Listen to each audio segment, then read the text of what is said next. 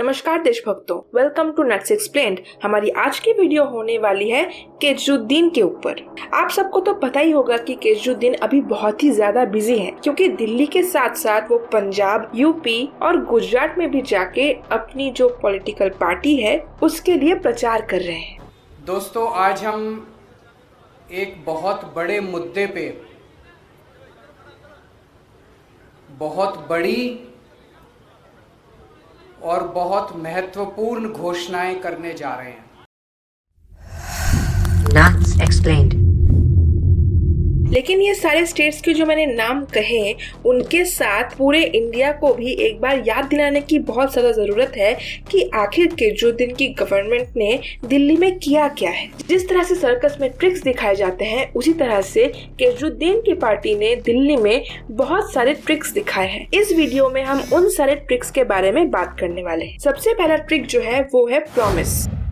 जैसे निब्बा निब्बी एक दूसरे से प्रॉमिस करते रहते हैं, ठीक उसी तरह से आपकी जो गवर्नमेंट है वो प्रॉमिस पे प्रॉमिस करती जाती है। प्रॉमिस किस चीज का है?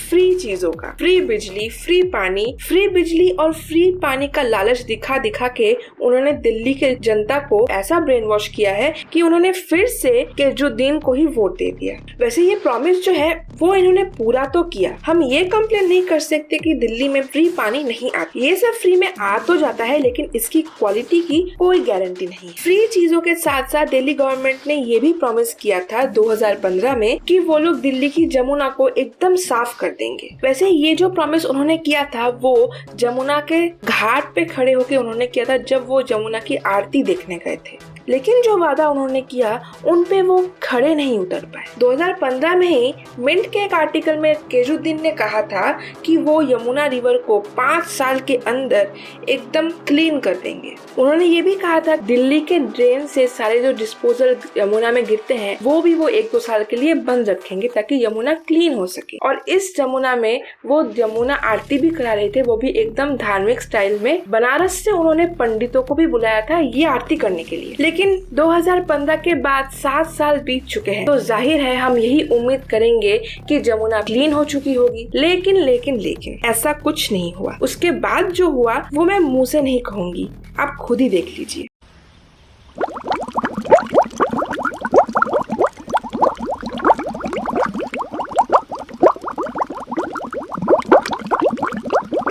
ये तो रहा यमुना का साफ करने का प्रॉमिस। अब आते हैं फ्री पानी पे। तो कुछ दिन पहले हमने एक वीडियो देखा था जहाँ पे नल खोलते ही काला पानी निकल रहा था। तो बात तो पहले साफ पानी से काला पानी हुआ और फिर काला पानी से हो गया नो पानी एट ऑल। मतलब पानी ही नहीं था दिल्ली में और लोग पैंडेमिक के बीच में इतनी मुश्किलों से गुजर रहे थे। अब तो ऐसी हालत है कि जबकि पानी की गाड़ी लोगों को दिखती है, वो रास्ते में उसके पीछे दौड़ने लगते हैं। विश्वास ना हो तो खुद अपने आंखों से देख लीजिए।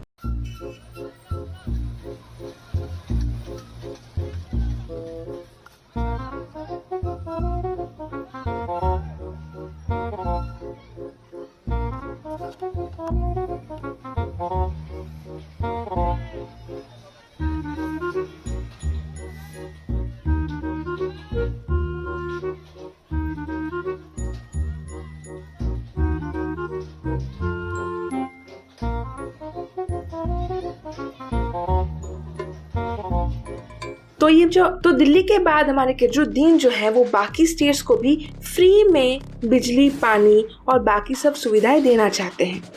लेकिन कहते हैं ना कि फ्री में कुछ भी नहीं मिलता है। अगर आपको आप सरकार फ्री में कुछ दे रही हो तो सोच लीजिए कि इसका दाम आपको बाद में चुकाना ही पड़ेगा। यही सब फ्री के चक्कर में जमुना नदी अब नदी कम और आसमान ज्यादा लगता है, जहाँ पर हम लोग झाग वाले बादल देख सकते हैं। और वैसी ही हालत कुछ इन मोहल्ला क्लिनिक्स की भी हो रखी है। तो जमुना के टॉक्सिक पानी और दिल्ली में ऐसी ही पानी जिसका सिर्फ बाथरूम में ही इस्तेमाल हो सकता है, इन प्रॉब्लम्स को छोड़ के दिल्ली की एक और भी सबसे बड़ी प्रॉब्लम है, वो है पोल्यूशन।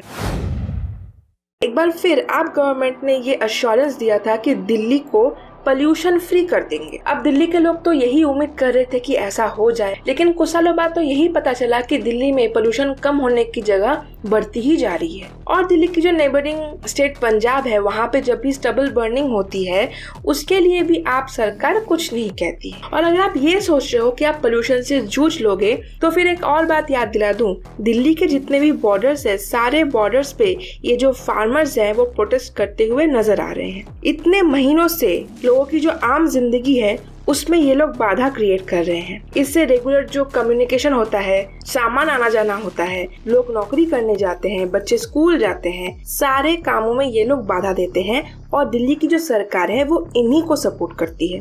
और ये पहली बार नहीं है, एंटी सीएए प्रोटेस्टर्स को भी इन्होंने रस्तों के बीचों बीच आंदोलन करने का छूट दे दिया था। इसलिए अगर आप दिल्ली में रहते हो तो फिर पोल्यूशन के साथ साथ आपको एक्सट्रीम ट्रैफिक भी झेलना पड़ेगा। और बाकी स्टेट्स भी अगर आप सरकार को वोट देते हैं तो पोल्यूशन और ये सब बाकी चीजों के लिए तैयार रहिएगा। उसके बाद आते हैं रिसेंट सबसे बड़े क्राइसिस पे, जो है ऑक्सीजन क्राइसिस। दिल्ली सरकार ऐसा प्रदर्शन कर रही थी कि सेंटर से ऑक्सीजन मिल ही नहीं रहा है, लेकिन अगर वो खुद अपने एसी ऑफिस से बाहर निकल के थोड़ी मेहनत करके ऑक्सीजन को लाने की तकलीफ उठा लेते तो आज शायद बहुत सी जानें बच जाती। और ये भी सामने आया है कि ये लोग ऑक्सीजन की जो डिमांड थी उसको ओवर एग्जैजरेट करके बता रहे थे ताकि सेंटर पे प्रेशर डाल सके। इनका तो काम ही है सेंटर पे प्रेशर डालना। इस बात से हम लोग आप सरकार के ब्लेम गेम पे आते हैं।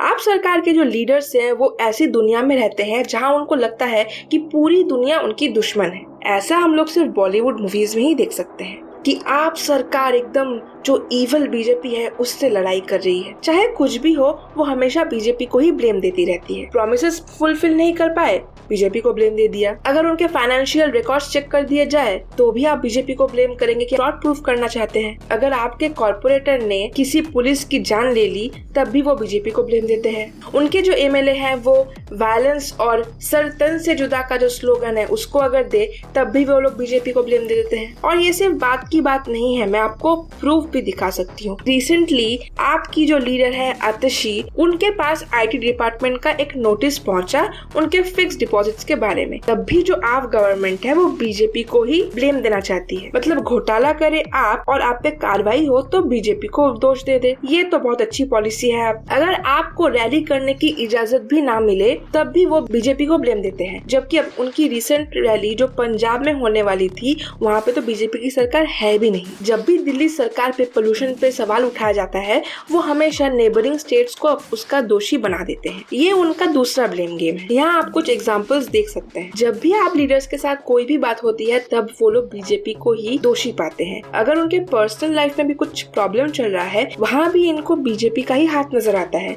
आप सोच भी नहीं सकते, अपने डिवोर्स के लिए भी ये लोग बीजेपी को ब्लेम करते हैं। एक बार तो हमारे केजरीवाल ने प्राइम मिनिस्टर मोदी को ट्रैफिक जैम के लिए भी ब्लेम किया था और ये ब्लेम के बाद सोशल मीडिया पे उनकी काफी खिंचाई भी हुई। और ये तो काफी सीन है कि जो आपके लीडर्स हैं उन पे हमेशा कोई ना कोई आके आइदर इंक मार जाता है या फिर सीधा थप्पड़ ही मार देता है। और जो जर्नलिस्ट हैं वो आपको ही विक्टिमाइज करने की कोशिश करते हैं। उन जर्नलिस्ट को ये नहीं दिखता कि बंगाल में जो हिंदुओं के साथ हुआ, जैसे उनकी औरतों को रेप कर दिया गया और लोगों को यहाँ पे दिन दहाड़े मारा गया, बहुत से लोग यहाँ से भाग गए इनसे बचने के लिए। ये सब कांड इन पत्रकारों को नहीं दिखता, उन्हें सिर्फ आपके आंसू ही दिखते हैं।